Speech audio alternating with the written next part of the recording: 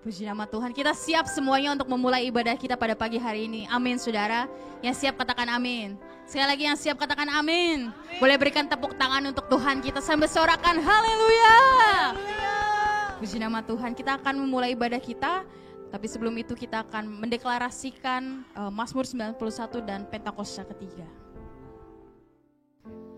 Dalam lindungan Allah, orang yang duduk dalam lindungan yang maha tinggi dan bermalam dalam naungan yang maha kuasa akan berkata kepada Tuhan, tempat perlindunganku dan kubu pertahananku, Allahku yang kupercayai. Sungguh, dialah yang akan melepaskan engkau dari jerat menangkap burung, dari penyakit sampar yang busuk. Dengan kepaknya ia akan melindungi engkau, di bawah sayapnya engkau akan berlindung. Kesetiaannya ialah perisai dan pagar tembok. Engkau tak usah takut terhadap kedahsyatan malam, terhadap panah yang terbang di waktu siang, terhadap penyakit sampar yang berjalan dalam gelap, terhadap penyakit penular yang mengamuk di waktu petang. Walau 1.000 orang rebah di sisimu dan 10.000 di sebelah kananmu, tetapi itu tidak akan menimpamu. Engkau hanya menontonnya dengan matamu sendiri dan melihat pembalasan terhadap orang-orang fasik. Sebab Tuhan ialah tempat perlindunganmu, yang maha tinggi telah kau buat tempat perteduhanmu. Malapetaka tidak akan menimpa kamu, dan tulah tidak akan mendekat kepada kemahmu. Sebab malaikat-malaikatnya akan diperintahkannya kepadamu untuk menjaga engkau di segala jalanmu. Mereka akan menatang engkau di atas tangannya, supaya kakimu jangan terantuk pada batu. Singa dan ular tedung akan kau langkahi, engkau akan menginjak anak singa dan ular naga. Sungguh, hatinya melekat kepadaku, maka aku akan meluputkannya. Aku akan membentenginya sebab ia mengenal namaku. Bila ia berseru kepadaku, aku akan menjawab. Aku akan menyertai dia dalam kesesakan. Aku akan meluputkannya dan memuliakannya. Dengan panjang umur akan kukenyangkan dia, dan akan kuperlihatkan kepadanya keselamatan daripadaku. Pentakosta ketiga. Pentakosta ketiga adalah pencurahan Roh Kudus yang dahsyat di zaman ini melebihi yang terjadi di Azusa Street. Pentakosta ketiga akan mengakibatkan penuaian jiwa yang terbesar dan yang terakhir sebelum Tuhan Yesus datang kembali. Pentakosta ketiga akan membangkitkan generasi Yeremia, yaitu anak-anak muda yang dipenuhi Roh Kudus, cinta mati-matian kepada Tuhan Yesus, tidak kompromi terhadap dosa, dan akan bergerak untuk memenangkan jiwa. Pentakosta ketiga lahir di Indonesia yang bergerak ke bangsa-bangsa. Gerakan ini dari timur ke barat dan akan kembali ke Yerusalem. Pentakosta ketiga akan memberikan kuasa untuk menyelesaikan amanat agung, dan setelah itu Tuhan Yesus datang kembali. Shalom, pernahkah saudara mendengar ada orang Kristen yang sengaja tidak mau mengikuti adat istiadat dan budaya dari leluhurnya? Mereka pikir melakukan adat istiadat dianggap dapat mengganggu kerohanian dan terkait dosa okultisme. Sedangkan budaya dari nenek moyang dianggap kuno dan banyak tahayul. Nyatanya, manusia tidak bisa lepas dari kebudayaan. Budaya adalah bagian penting dari kehidupan sosial yang membentuk peradaban masyarakat. Sebagai insan Pentakosta, seringkali kita dianggap terlalu modern dan cenderung meninggalkan kebudayaan kita, terutama dalam hal cara beribadah. Benarkah demikian? Lantas, bagaimana kita harus menyikapi kebudayaan dalam kehidupan kita sehari-hari? Dalam Voice of Pentecost kali ini, kita akan belajar mengenai bagaimana Tuhan Yesus menyikapi kebudayaan dalam kehidupan dan pelayanannya. Dari situ, kita akan mengerti bahwa kita sebagai orang percaya hidup dalam kebudayaan di kehidupan sehari-hari. Hal yang pertama adalah Yesus tidak anti budaya. Kita tahu bahwa Yesus dilahirkan ke dunia sebagai orang Yahudi dan dibesarkan dengan didikan Yahudi.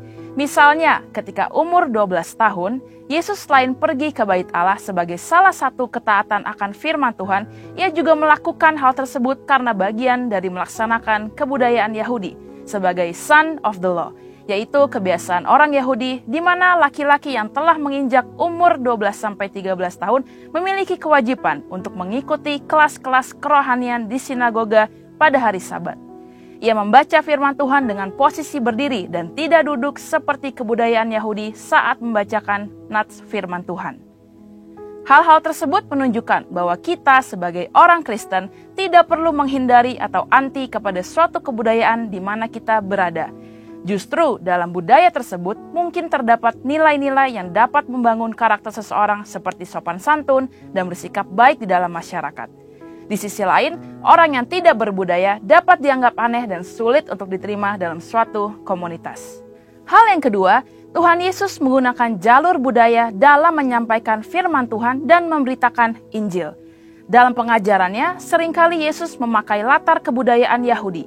Sebagai contoh, perumpamaan tentang 5 gadis bijak dan 5 gadis bodoh menunjukkan satu setting pernikahan dalam budaya Yahudi. Aplikasi dari ajaran Tuhan Yesus ini mengajarkan supaya orang percaya memiliki sikap berjaga-jaga dalam menanti kedatangan Tuhan sebagai mempelai pria. Hal ini membuat firman Tuhan yang Yesus ajarkan relevan dan lebih mudah dipahami oleh kehidupan kebudayaan Yahudi. Hal ini juga diajarkan oleh Rasul Paulus. Dalam 1 Korintus 9 ayat 19-23 dituliskan bagaimana Paulus ketika bersama dengan orang Yahudi, ia bersikap seperti orang Yahudi. Di sisi lain, di hadapan orang non-Yahudi, ia bersikap atau berbudaya seperti orang bukan Yahudi. Hal ini membuat Rasul Paulus dapat lebih diterima dalam misinya untuk mengabarkan Injil. Nah, itu kan dulu pada zaman Alkitab. Bagaimana dengan sekarang? Sebagai contoh, tindakan menusukkan sumpit di atas nasi yang ditaruh dalam mangkuk dalam budaya Chinese dianggap tidak sopan karena menyerupai dupa di tempat sembahyang orang meninggal. Sekalipun kita tidak percaya bahwa tindakan tersebut dapat mendatangkan kesialan, namun menjaga sikap dan perilaku sesuai budaya akan memudahkan kita untuk diterima dalam masyarakat dan lebih mudah untuk mengabarkan Injil kepada mereka. Bagaimana merayakan perayaan Imlek? Tidak jarang keluarga Chinese Kristen berdebat mengenai pro kontra dalam cara merayakannya, baik ditinjau dari sisi Kristen dan kebudayaan. Contoh-contoh ini menunjukkan kepada kita bahwa sebagai orang Kristen kita perlu mempelajari, mengerti, dan menghargai budaya yang ada tanpa mengorbankan iman percaya kita. Dengan mengikuti proses tersebut, maka iman kita tetap dapat dipraktikkan dengan benar, tetapi sekaligus ramah terhadap budaya di mana kita berada. Hal yang ketiga, Yesus menjadikan firman Tuhan sebagai landasan dalam berbudaya dan bertradisi. Selain memanfaatkan budaya, Yesus juga memperbarui budaya yang ada agar sesuai dengan kehendak Allah. Sebagai contoh, Yesus mengkritisi tradisi-tradisi yang disalahgunakan untuk mencari keuntungan bagi golongan tertentu. Misalnya, sistem penukaran uang di Bait Allah dan konsep adat istiadat tentang persembahan kepada Allah yang mengabaikan sikap hormat kepada orang tua. Yesus menegur orang Farisi dan ahli Taurat yang mengajarkan adat istiadat buatan manusia namun mengabaikan perintah Allah. Yesus menekankan bahwa motivasi dalam menjalankan suatu tradisi haruslah untuk memuliakan Tuhan, bukan untuk kepentingan pribadi atau golongan. Hal ini sesuai dengan yang Yesus sampaikan bahwa Dia tidak datang untuk meniadakan hukum Taurat atau suatu budaya, tetapi Yesus ingin supaya budaya ada dalam posisi yang tepat, yaitu di atas dasar kasih kepada Allah dan kasih kepada manusia. Saudara, sebagai insan Pentakosta, kita tidak anti budaya. Kita justru dipanggil menjadi agen pembaharu budaya. Untuk penjelasan lebih lengkap dari tim teologi kami, silakan buka link yang ada di atas atau scan QR Code yang tersedia. Tuhan Yesus memberkati.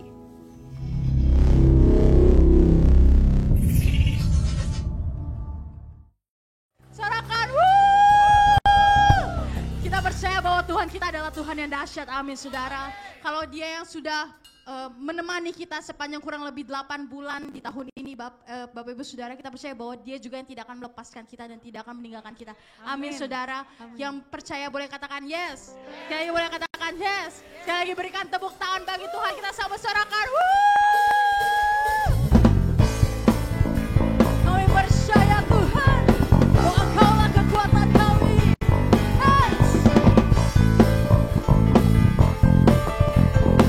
Mari sama-sama naikkan pujian ini saudara, katakan. Meskipun musuh di depanku, rintangan menghadang langkahku, ku tahu sungguh Engkau bersamaku. Mari dengan iman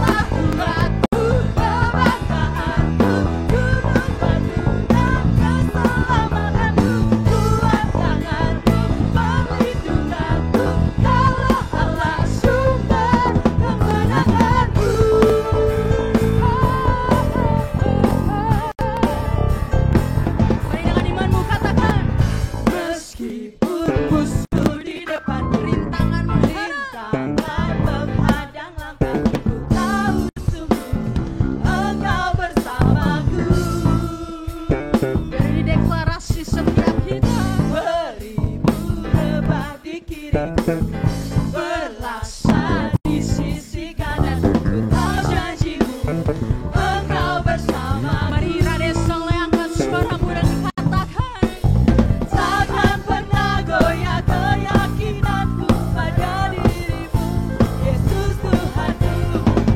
siap-siap semuanya.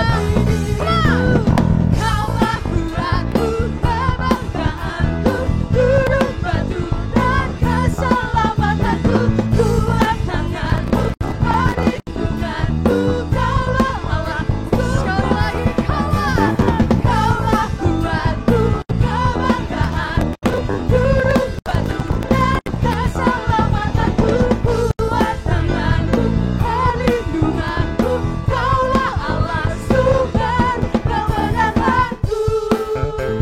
Yang percaya boleh sorakan yes. Sekali lagi sorakan yes. Haleluya. Mari sama-sama angkat tanganmu saudara. Takkan pernah goyah keyakinanku pada dirimu, Yesus Tuhanku. Tiada yang seperti Siap-siap. Kaulah kuatku, kebanggaan. Saya belum dengar suara umat Tuhan yang memuji Tuhan. Raden Soleh, you can do better. Perlindunganku, kaulah Siap-siap. 1, 2, 3, go. kaulah kuatku, kebanggaanku, duduk batu dan keselamatanku, kuat tanganku, perlindunganku, kaulah Allah sumber kemenanganku, sumber kemenanganku, sumber kemenanganku.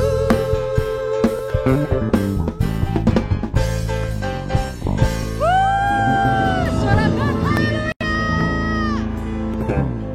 Saya percaya bahwa kita ada di era Pentakosta ketiga saudara. Dan kita percaya bahwa Tuhan akan mencurahkan rohnya yang dahsyat. Amin saudara. Kita terima pengurapan yang dahsyat dari Tuhan. Yang percaya katakan yes. Semuanya katakan yes. Berikan tepuk tangan untuk Tuhan kita saudara.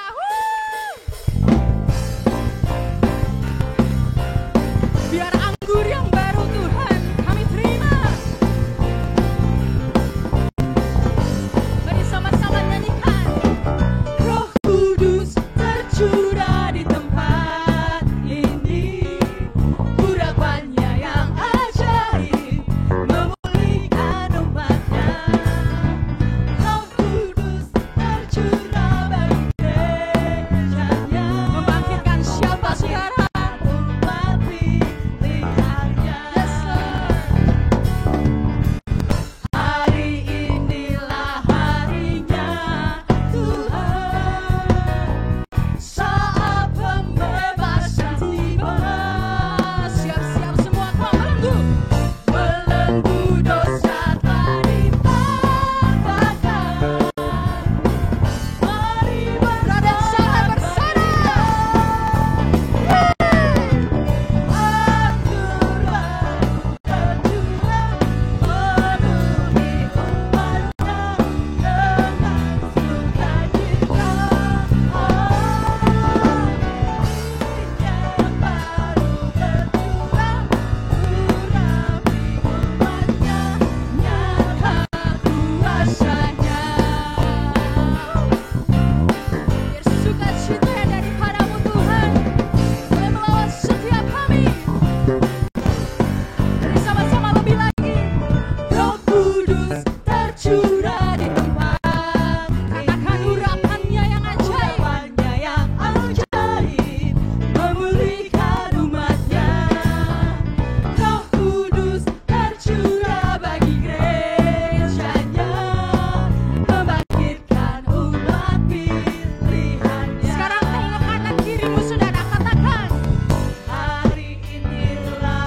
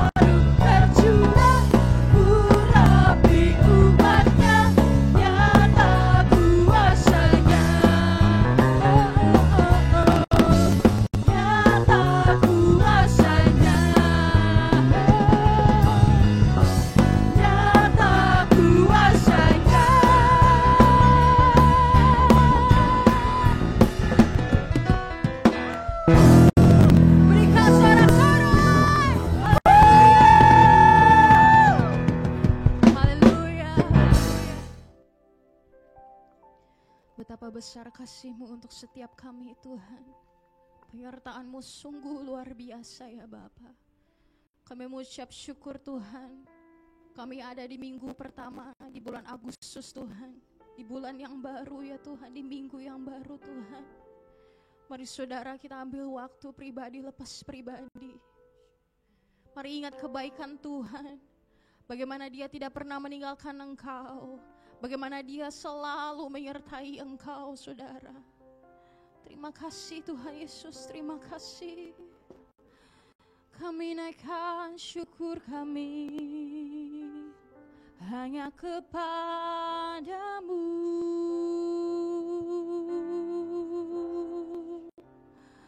Kami naikkan syukur kami. Mari naikkan syukurmu sama Tuhan. Terima kasih Tuhan. Betapa besar kebaikan-Mu. Heran dan ajaib rancangan-Mu bagi kami. Terima kasih Tuhan. Haleluya, haleluya. Terima kasih Tuhan. Urala raba shanda ya la raba ya la rabo. Kurala raba ya la raba shanda ya la raba ya la raba ya la raba ya la rabo. Sungguh besar kasih-Mu Tuhan. Terima kasih Yesus. Terima kasih Tuhan, terima kasih. Jalan-Mu tak terselami oleh setiap hati kami. Namun satu hal ku percaya,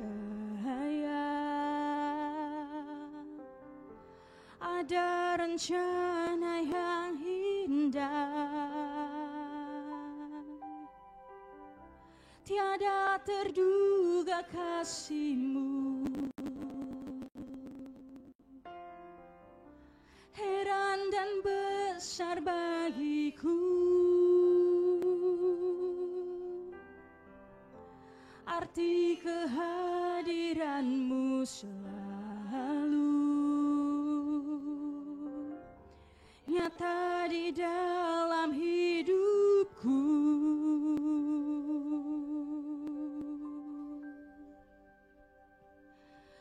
Penyertaan-Mu sempurna, rancangan-Mu penuh damai, aman dan sejahtera walau di tengah badai.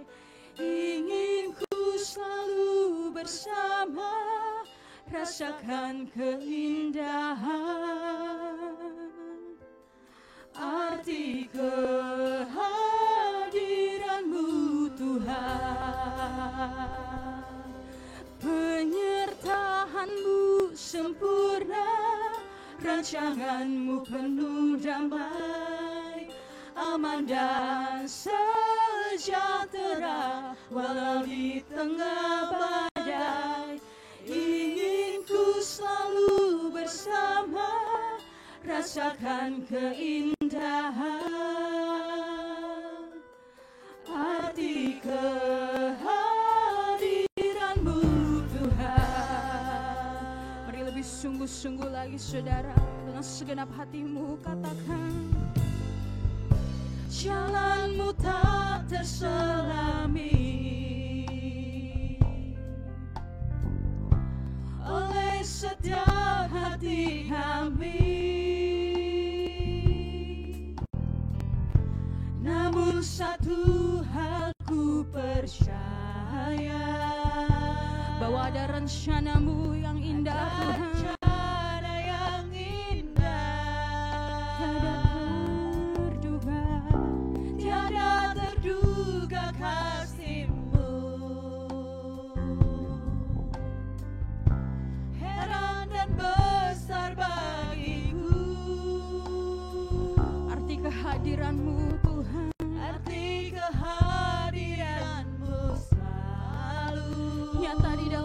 setiap kehidupan kami. nyata di dalam hidup. Mari sama-sama sambil angkat tanganmu saudara.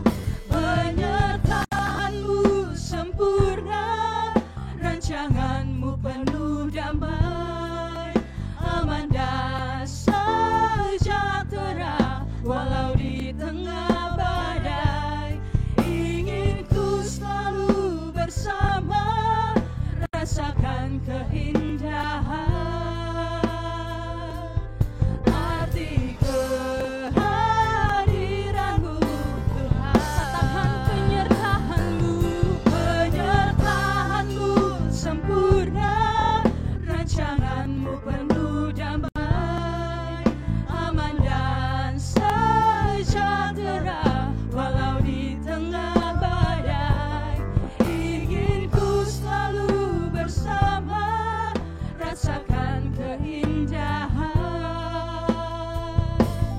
Arti kehadiranmu Tuhan. Mari lebih sungguh-sungguh lagi saudara, bawa segenap hatimu, katakan sama Tuhan. Jalanmu tak terselami, Ini pernyataan setiap hati kami ya Bapa.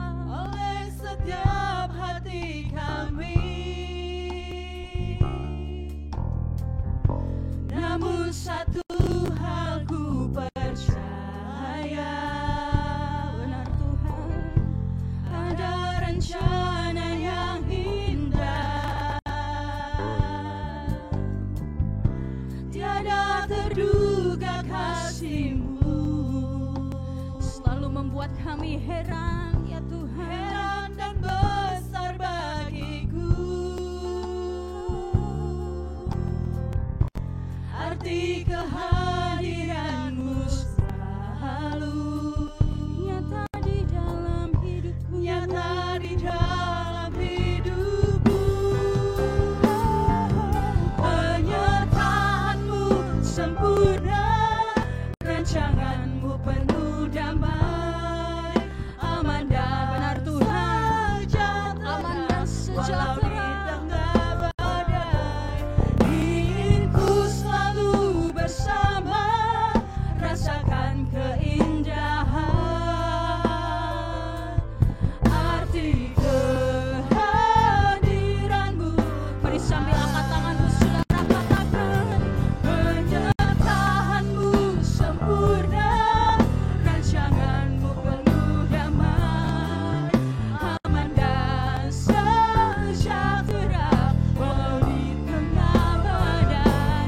Ingin ku selalu bersama, rasakan keindahan.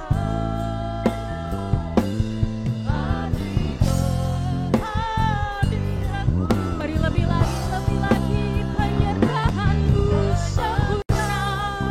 sempurna, rancangan-Mu penuh damai, aman dan sejahtera, Dalam kondisi apapun Tuhan, rencana-Mu ya Bapa. rasakan keindahan. Arti kehadiran-Mu Tuhan. Mari sebadia Urabaraba, Yalaraba, Shanda, Yalaraba.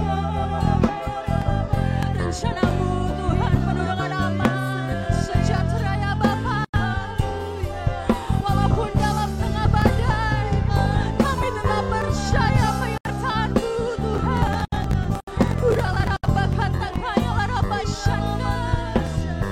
Urabaraba, Yalaraba, Laraba, Laraba, Laraba, Laraba, Laraba, Laraba. Betapa besar kasih-Mu Tuhan. Haleluya, haleluya. Urabaraba, Yalaraba, Yalaraba, Yalaraba, Shakaraba, Yalaraba, Yalaraba. Urababa, Yalaraba, Shandaka, Yalaraba. Urabaraba, Yalaraba, Yalaraba, Laraba, Laraba, Sharababa. Mari angkat kedua tanganmu saudara, mari angkat kedua tanganmu.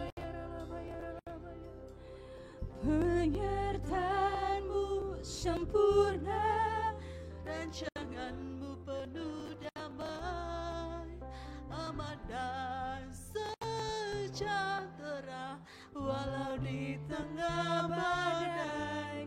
Ingin ku selalu bersama, Oh, kami rasakan lebih lagi Tuhan. keindahan arti kehadiranmu Tuhan. Katakan sama Tuhan, katakan. Penyertaanmu sempurna, rancanganmu Benar Tuhan, benar Tuhan. aman dan Kami tetap aman Tuhan, walaupun di dalam badai ya Bapa. Ingin ku selalu bersama, rasakan keindahan arti Kehadiran Insyaallah. kehadiranmu Tuhan. Katakan penyertaanmu, Penyertaanmu sempurna, rancangan ini iman kami Tuhan. Aman dan sejahtera, walau di tengah badai. Ingin ku selalu bersama, rasakan keindahan arti kehadiranmu Tuhan. Penyertaanmu sempurna, rancanganmu penuh damai, aman dan sejahtera, walau di tengah badai. Ingin ku selalu bersama,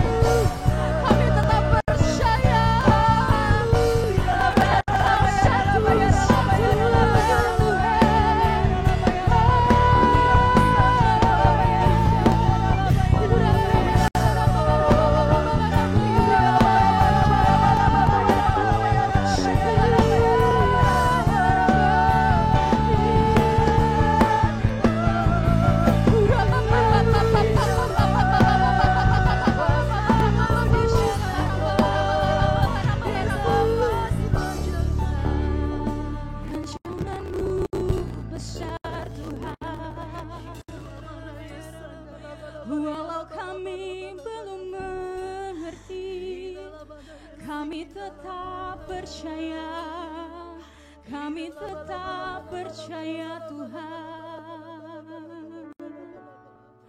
Dalam-Mu kami aman, dalam-Mu kami aman, Yesus.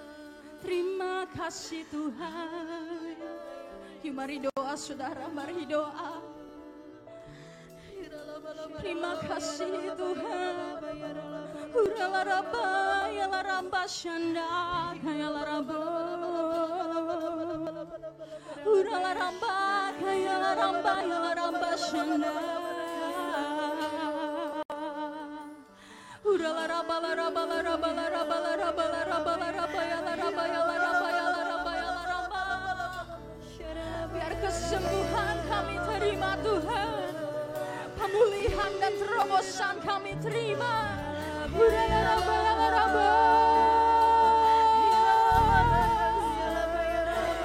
pagi hari ini mari kejar Tuhan saudara, mari kejar Tuhan sampai engkau ketemu dengan engkau. Mari kejar Tuhan sampai engkau dapatkan Dia. Urapa kata kaya larapa syanda larapa.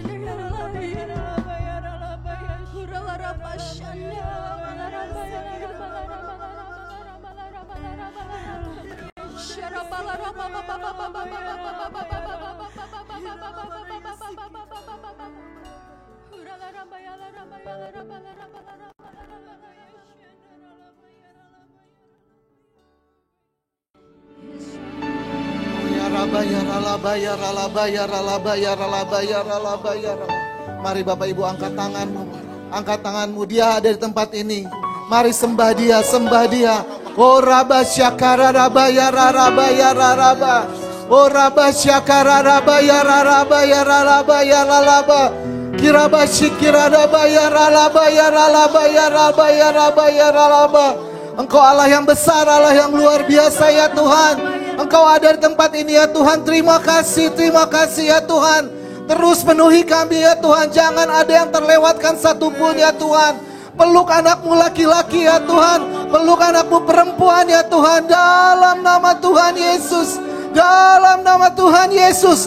Kirabaya rarabaya ralabaya ralabaya rarabaya ralabaya ralabaya ralaba. Engkau yang datang dengan pergumulanmu, percayalah hari ini ketika engkau ketemu dengan Tuhan, pergumulanmu bisa dilepaskan dalam nama Tuhan Yesus.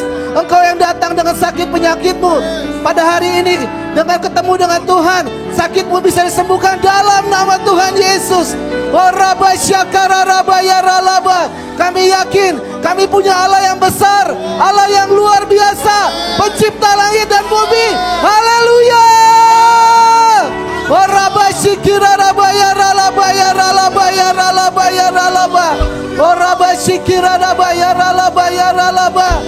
ya Rabba ya Rabba ya Rabba ya Rabba ya Rabba. Oh Rabba Shikira Rabba ya Rabba ya. Oh Rabba Shikira Rabba ya Rabba. Oh Rabba Shikira Rabba ya Rabba ya Rabba ya. Ya Tuhan, satu kerinduan kami pada hari ini ya Tuhan. Kalau kami boleh ketemu dengan pribadi yang luar biasa, yaitu Yesus Kristus, Tuhan dan Juru Selamat kami ya Tuhan. Oh Rabba Shikira Rabba ya Rabba. karena hadirat-Mu lebih daripada cukup ya Tuhan. Hadirat-Mu lebih daripada cukup. Gak ada yang lain ya Tuhan. Kami cuma perlu Engkau ya Tuhan. Terima kasih ya Tuhan. Kalau hari ini Kau masih dapati kami ya Tuhan berada dalam rumah ibadah-Mu ya Tuhan. Terima kasih. Terima kasih atas nafas kehidupan. Terima kasih atas puji doa dan penyembahan yang boleh kami naikkan kepadamu pada pagi hari ini ya Tuhan. Ya Tuhan, berkati hati, pikiran, dan mulut hamba-Mu, hingga hanya firman Tuhanlah yang hamba bicarakan ya Tuhan. Dalam nama Tuhan Yesus, berikan kami hati yang lembut, sehingga kami bukan hanya jadi pendengar tapi juga jadi pelaku firman ya Tuhan. Terpujilah nama-Mu ya Bapa. Haleluya, haleluya. Mari semua yang sudah siap mendengarkan firman, sama-sama katakan amin. Mari Bapak Ibu silakan duduk. Ya, Bapak Ibu sekalian, kalau kita berada dalam era yang luar biasa ya hari-hari ini, di mana Roh Kudus itu sudah dicurahkan. Ya. Kalau kita bicara mengenai visi di bulan Juli, ya visi di bulan Juli, kita bicara mengenai visi di bulan Juli itu bahwa Roh Kudus itu sudah ada pada kita. Ya. Tapi ketika Roh Kudus sudah ada pada kita, what's next? Apa berikutnya? Ya. Orang percaya bahwa orang sudah dipenuhi dengan Roh Kudus. Tapi ada yang harus juga orang lakukan. Karena ketika Roh Kudus dicurahkan, pertobatan terjadi. Ketika Roh Kudus dicurahkan, sign and wonders terjadi. Mujizat-mujizat terjadi. Tapi yang terakhir Bapak Ibu, ketika Roh Kudus dicurahkan, ini perlu orang lihat lagi. Apakah orang berubah dari kehidupan lama kita? Apakah kita sudah lebih mengejar Tuhan tiap pagi?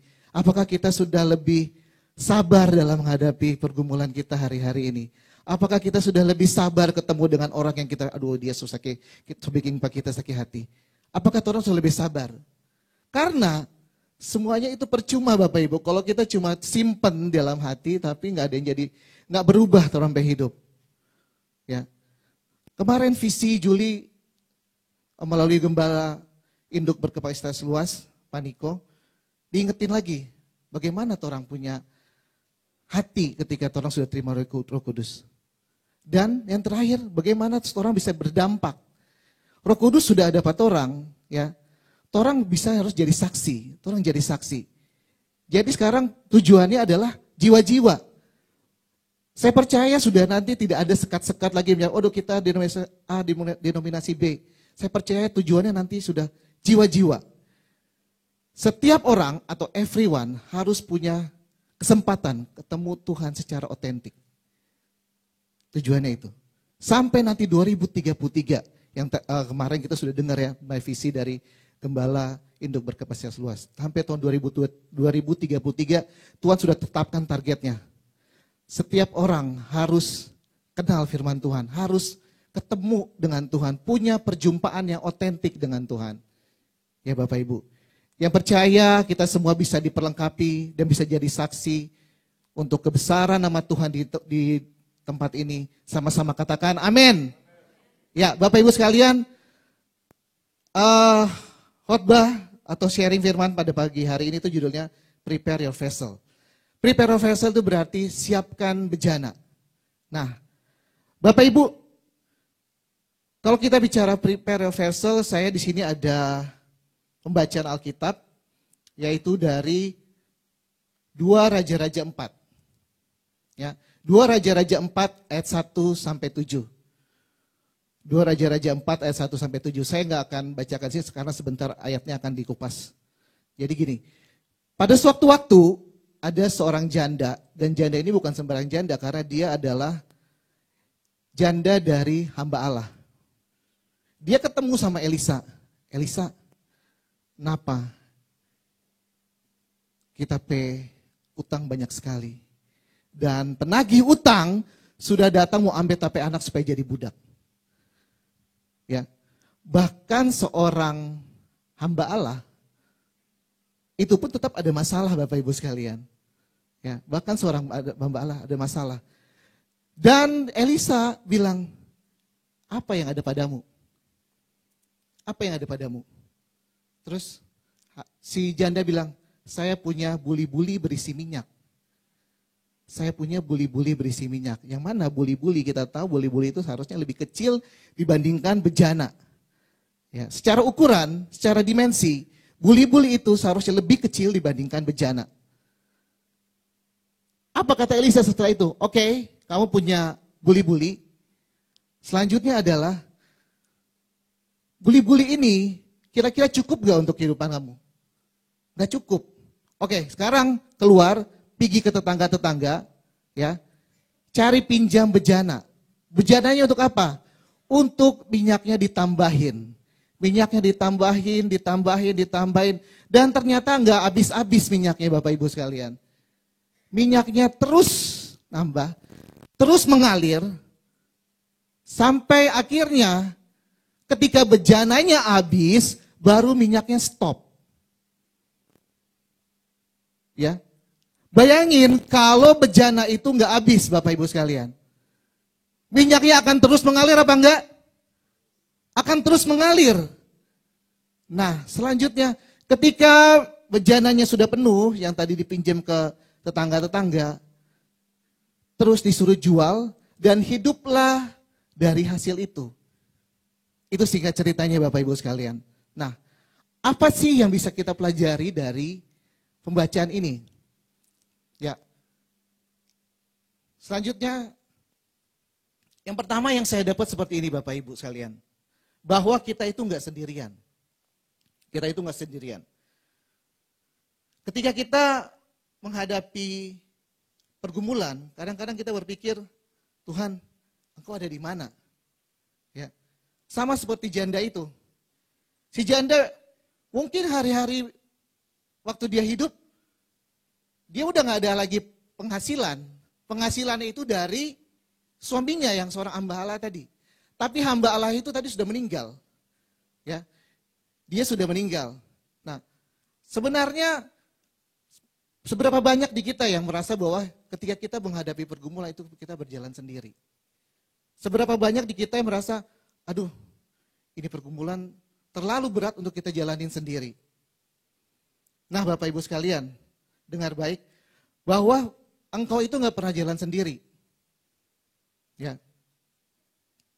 Kita baca di sini. Salah seorang dari istri-istri nabi, para nabi mengadukan halnya kepada Elisa sambil berseru, hambamu suamiku sudah mati dan kau ini tahu bahwa hambamu itu takut akan Tuhan. Tetapi sekarang penagih hutang datang untuk mengambil kedua orang anakku menjadi budaknya. Nah, Bapak Ibu sekalian, ketika kita menghadapi masalah, percayalah bahwa engkau tidak berjalan sendirian. Dalam 1 Tawarik 16 ayat 9a, karena mata Tuhan menjelajah seluruh bumi dan melimpahkan kekuatannya kepada mereka yang bersungguh hati terhadap Dia. Mata Tuhan itu menjelajah seluruh bumi. Setiap seruan itu Dia dengar. Setiap air mata yang jatuh itu Dia tahu. Dia nggak pernah meninggalkan kita. Tapi orang sudahkah orang berseru? Janda ini, dia datang ke hamba Tuhan, yaitu Elisa. Pada zaman dahulu, ketika kita mau ketemu Tuhan itu ada perantara Bapak Ibu. Pada zaman perjanjian lama. Jadi ada perantara itu namanya imam atau nabi. Nah dia datang, dia mau ketemu Tuhan, dia datang ke perantara. Dengan tujuan dia mau bercerita tentang keluh kesahnya. Apa masalahmu hari-hari ini Bapak Ibu sekalian? Sudahkah kau datang kepada Tuhan dan bilang, Tuhan saya perlu sesuatu daripadamu. Tuhan saya nggak kuat lagi. Tuhan saya ada di dalam persimpangan, saya harus buat satu keputusan di mana keputusan ini besar banget dampaknya buat hidup saya.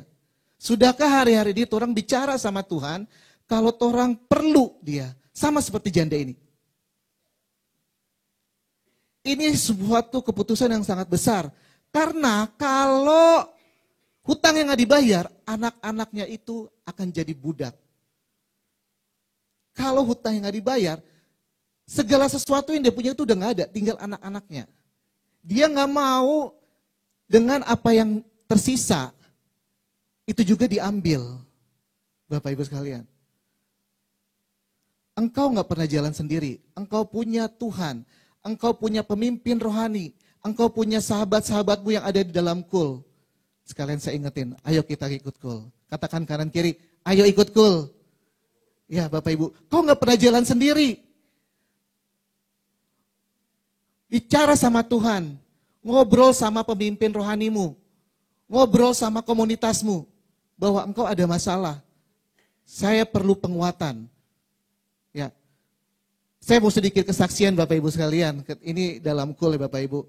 Sekitar berapa ya, 14 tahun yang lalu, ada keluarga di dalam satu kul kami, berkerinduan untuk punya anak. Dan beberapa waktu akhirnya kita pas kul di rumah dia, terus kita berdoa, ya sama-sama orang dalam satu kul berdoa. Terus singkat cerita karena pasangan ini banyak keluar daerah, bahkan keluar negeri karena tanggung jawab dan pekerjaan. Dan akhirnya kami tuh lihat dari Facebook, oh ternyata sudah punya anak, puji Tuhan. Yang nangis, orang juga dalam dikul, puji Tuhan, semua yang orang doakan itu juga terjadi, Tuhan dengar dan mujizat terjadi. Ya, mujizat terjadi pada pas kita ngelihat itu, waduh, ini suatu apa ya namanya? Orang sama-sama senang bisa ngeliatin mujizat itu, Bapak Ibu sekalian. Itu tadi Bapak Ibu, ketika orang dalam satu komunitas, orang bisa ngobrol, orang bisa saling menguatkan. Jadi orang nggak pernah jalan sendiri. You are not alone. Ya, selanjutnya. Nah, Bapak Ibu sekalian, ini yang paling penting Bapak Ibu. 2 Raja-Raja 4 ayat 3 sampai 6.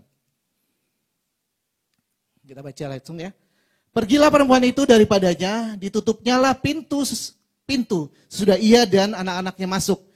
Dan anak-anaknya mendekatkan bejana-bejana kepadanya, sedang ia terus menuang. Ketika bejana-bejana itu sudah penuh, berkatalah perempuan itu kepada anaknya, dekatkanlah kepadaku sebuah bejana lagi. Tetapi jawabnya kepada ibunya, tidak ada lagi bejana. Lalu berhentilah minyak itu mengalir. Bapak Ibu sekalian, saya yakin dan percaya bahwa wanita ini sangat desperate. Sangat ingin terjadi mujizat dalam hidupnya. Ya Bapak Ibu. Tapi yang saya bisa tarik di sini satu kesimpulan bahwa dia juga mau untuk taat Bapak Ibu. Dia mau untuk taat untuk pergi cari bejana-bejana. Cari bejana-bejana ke tetangga-tetangga. Bayangkan apa yang akan diomongin sama tetangga-tetangga. Untuk apa yang dibejanakan pinjam? Punya minyak juga enggak. Dia tahan malunya itu saya yakin. Tapi saya yakin dia juga punya hubungan yang baik sama tetangga-tetangganya. Sehingga dia dikasih pinjam bejananya. Untuk apa dia bisa seperti itu? Untuk anak-anaknya bisa keluar dari tadi perbudakan. Bapak Ibu sekalian, saya yakin dan percaya ini juga kita berbicara mengenai ketaatan. Saya yakin percaya ini juga berbicara mengenai ketaatan. Bagaimana orang mau tunduk kepada otoritas yang di atas 4 orang. Bahkan seorang Salomo pun, ya, dengan segala kemegahannya, itu semua didapat dari siapa Bapak Ibu? Dari seorang Daud. Karena Tuhan melihat Daud itu sangat dekat dengan dia. Bahkan seorang Salomo pun dengan segala kemegahannya, dengan segala hikmatnya, itu didapat dari seorang Daud. Saya percaya ini juga berbicara mengenai bagaimana orang punya hubungan yang baik dengan orang punya otoritas yang ada di atas. Apakah itu pemimpin rohani, apakah itu orang tua, apakah itu atasan yang ada di kantor. Jaga terus hubungan ini. Saya kemarin ngobrol juga sama anak-anak muda.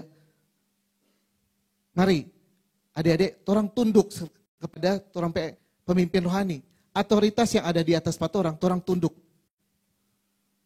Terutama pas kemarin tuh pas kita mulai RTS, pas persiapan. Apa yang diarahin, ikutin. Orang tunduk. Karena ini, dan saya percaya bahwa urapan itu turun dari kepala. Turun dari kepala, janggut dan jubah. Orang terima itu.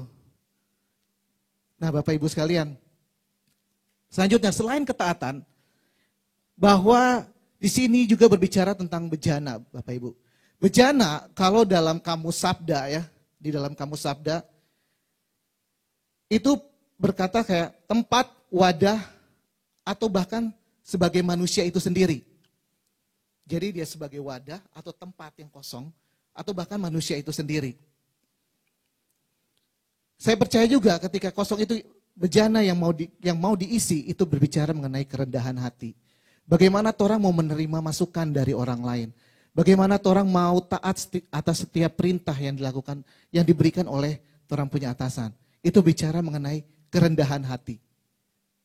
Nah, Bapak Ibu sekalian, kalau bisa jadi nih, si janda, dia nggak mau turut sama Elisa, apa yang terjadi?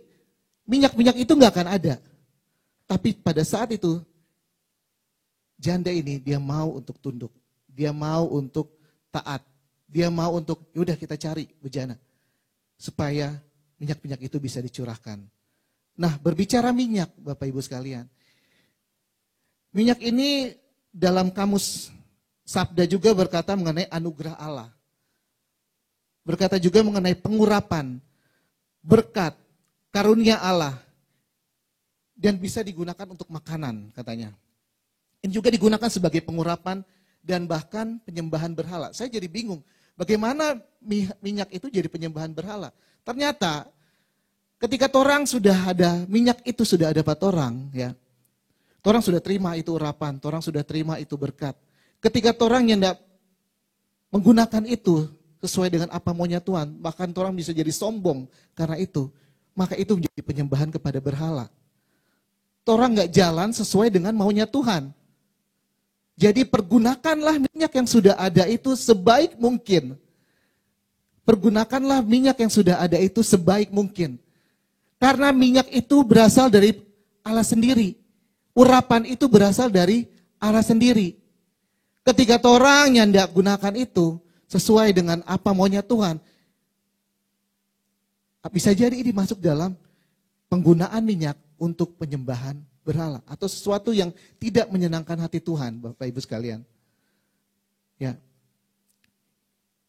Nah, ketika minyak itu sudah penuh dan dicurahkan ya ke masing-masing bejana, apa yang dilakukan oleh si bejana tadi? Akhirnya dia kembali, Bapak Ibu sekalian. Dia kembali ke Elisa. Terus Elisa bilang, jual minyak ini. Minyak yang ada pada orang dijual. Biarlah minyak itu atau urapan itu terlihat. Dijual itu berarti kan kita memperlihatkan kepada orang lain bahwa orang itu berharga. Biarlah urapan itu atau minyak itu terlihat orang lain. Jadilah saksi. Jadilah saksi dimanapun orang berada. Karena dengan demikian orang bisa melihat ada karakter Kristus di dalam kita. Sehingga nama Tuhan yang dipermuliakan. Ada amin Bapak Ibu? Amin.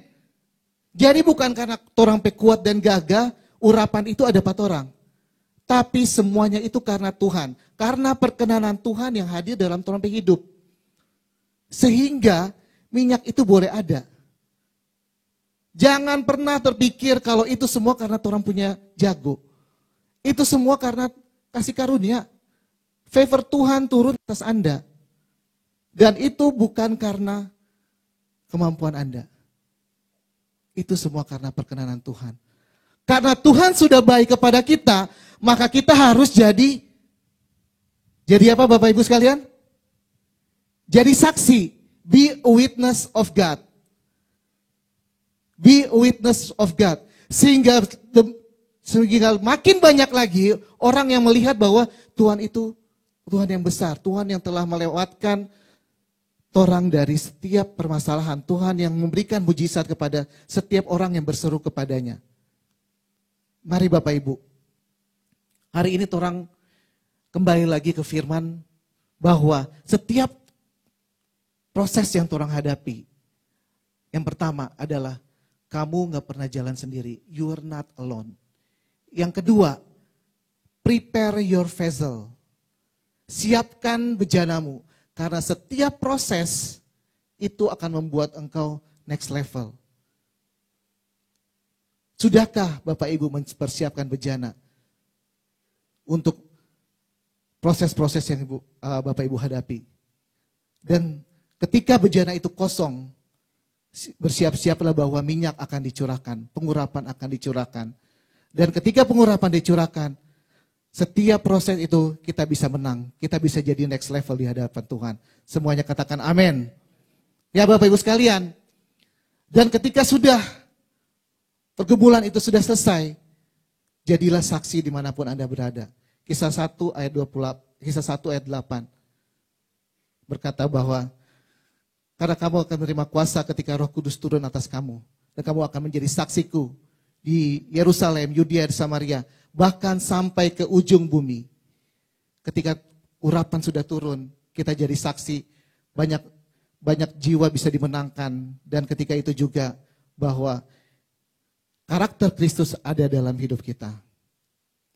Saya undang untuk Bapak Ibu untuk bangkit berdiri, dan juga para WL dan singer. Bapak Ibu sekalian, kemarin kita baru ngelewatin RTS. Saya percaya itu bukan event. Dalam doa subuh di tanggal 29, Pak Hari bilang, ini bukan event. Ini adalah kalender Tuhan. Jadi kalau kita bicara kalender Tuhan, gak ada satupun yang bisa ngeblok. Dan itu bukan bicara kemampuan dari semua yang ada. Itu berbicara mengenai hadirat Tuhan yang ingin dicurahkan. Bapak Ibu sekalian, RTS ini sangat sedikit sekali waktu untuk persiapan Bapak Ibu. Dari tanggal 20 ketika selesai konsultasi ke gembala, kami pikir RTS ini akan jalan Agustus. Ya. Kami pikir akan jalan Agustus. Tiba-tiba tanggal 23 pihak sekolah minta harus jalan tanggal 14 karena itu masa orientasi. Cepat sekali. Apa yang dilakukan? Ngobrol ke gembala, ngobrol ke wakil gembala. Saya telepon Ciandui, minta tolong topang dalam doa. Torang nggak tahu mau ngapain. Torang bingung sebenarnya mau ngapain. Mulai dari dana, mulai dari izin, dan teknis-teknis lainnya harus orang persiapkan. Jadi tolong topang dalam doa. Singkat cerita, panitia sudah disiapkan. Saya minta approve dari wakil gembala dan juga gembala. Sudah, terus kita doa. Tanggal 29 kita doa subuh di sini. Kita minta Tuhan beracaralah. Tuhan urapi masing-masing kami. Gak ada agenda pribadi kami. Kami cuma pengen jiwa-jiwa dimenangkan. Kami cuma pengen jiwa-jiwa dimenangkan. Gak ada yang lain. Karena ini juga menjadi doa kami pada saat menara doa. Singkat banget Tuhan jawab. Sangat singkat. Nah Bapak Ibu sekalian. Dan segala sesuatunya berjalan lancar. Ada gelombang-gelombang, ada masalah-masalah, tapi segala sesuatunya berjalan lancar. Tuhan yang beracara Bapak Ibu sekalian. Gak ada yang lain. Cuma puasa dan doa yang membuat kita itu bisa kuat. Kita bisa unity untuk acaranya Tuhan ini. Bahkan sampai hari H pun, ya Bapak Ibu sekalian, itu hadirat Tuhan kuat banget. Hadirat Tuhan kuat banget. Gak ada satupun kami merasa, itu karena kita, nyanda. Semuanya unity. Kita sama-sama berseru kepada Tuhan, Tuhan sembuhkan jiwa-jiwa, Tuhan sembuhkan jiwa-jiwa. Bapak Ibu sekalian, ketika orang berseru kepada Tuhan, orang minta sama Tuhan, Tuhan, saya perlu mujizat-Mu, saya perlu hadirat Tuhan. Dan ketika hadirat Tuhan turun, mujizat pasti terjadi. Kebebasan pasti terjadi. Kelepasan pasti terjadi. Dan singkat cerita bahwa kata itu sudah bisa dilaksanakan.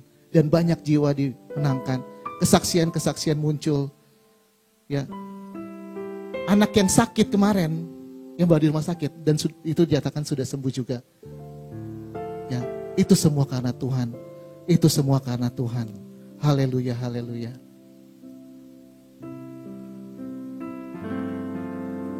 Seperti rusarimu, sungaimu jiwaku rindu Engkau. Kaulah Tuhan asal hatiku, ku rindu menyembahmu. Yes, Jesus. Yesus, Yesus, Kau berarti bagiku.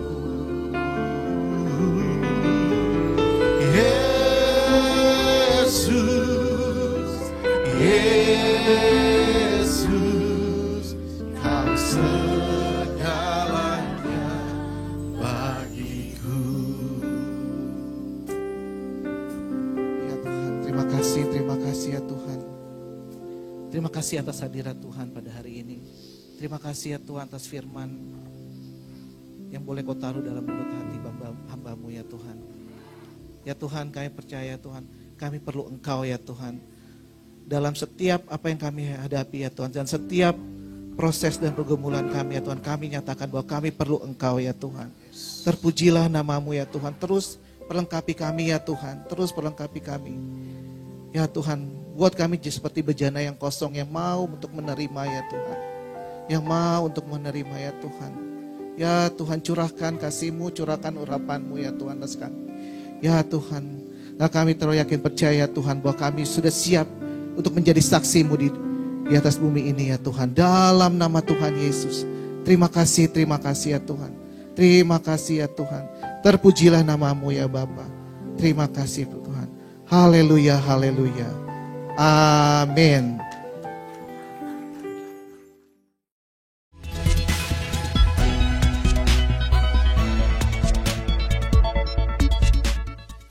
Shalom Bapak Ibu dan teman-teman sekalian. Saya akan menyampaikan informasi dari Rayon 1G. Bagi Bapak Ibu yang belum mengetahui, Rayon kita yaitu Rayon 1G sudah memiliki mobile apps atau aplikasi yang dapat diinstal di smartphone, baik di Android phone atau iOS phone. Untuk yang belum menginstal aplikasi GB Rayon 1G, dapat mendownload di Play Store bagi yang menggunakan smartphone Android atau di App Store bagi yang menggunakan smartphone iOS dengan mengetik di mesin pencarian GBI Rayon 1G. Di dalam aplikasi GBI Rayon 1G, Bapak Ibu bisa banyak mendapatkan berbagai informasi dan manfaat. Contoh informasinya adalah Bapak Ibu bisa mengetahui visi dan misi rayon kita, perjalanan rayon kita dari awal sampai terbentuknya Rayon 1G, struktur dan cabang-cabang rayon kita yang tersebar baik di Jakarta Timur dan Pusat, Depok, Kalimantan Barat, Bali, dan Manado. Bapak Ibu juga dapat mengetahui kontak person dan alamat dari setiap cabang GBI Rayon 1G. Dan terdapat juga informasi mengenai kontak person KUL. Jadi, Bapak Ibu yang belum tergabung dalam KUL dan rindu untuk bergabung, dapat menghubungi kontak person yang tersedia di aplikasi GBI Rayon 1G. Salah satu manfaat yang akan diperoleh bagi Bapak Ibu yang belum terregistrasi atau terdaftar di cabang, dapat melakukan registrasi di aplikasi GBI Rayon 1G yang akan diarahkan sesuai dengan cabang Bapak Ibu berada. Bapak Ibu juga dapat mengikuti program pembacaan Alkitab bersama-sama yang sudah di-setup atau di-schedule di aplikasi GBI Rayon 1G. Dan masih ada lagi beberapa informasi dan manfaat yang diperoleh apabila Bapak Ibu menginstal aplikasi GBI Rayon 1G. Bagi Bapak Ibu yang butuh informasi tambahan mengenai aplikasi GBI Rayon 1G, jangan ragu untuk bertanya ke pekerja setempat yang akan membantu Bapak Ibu. Sekian pengumuman untuk GBI Rayon 1G. Tuhan Yesus memberkati.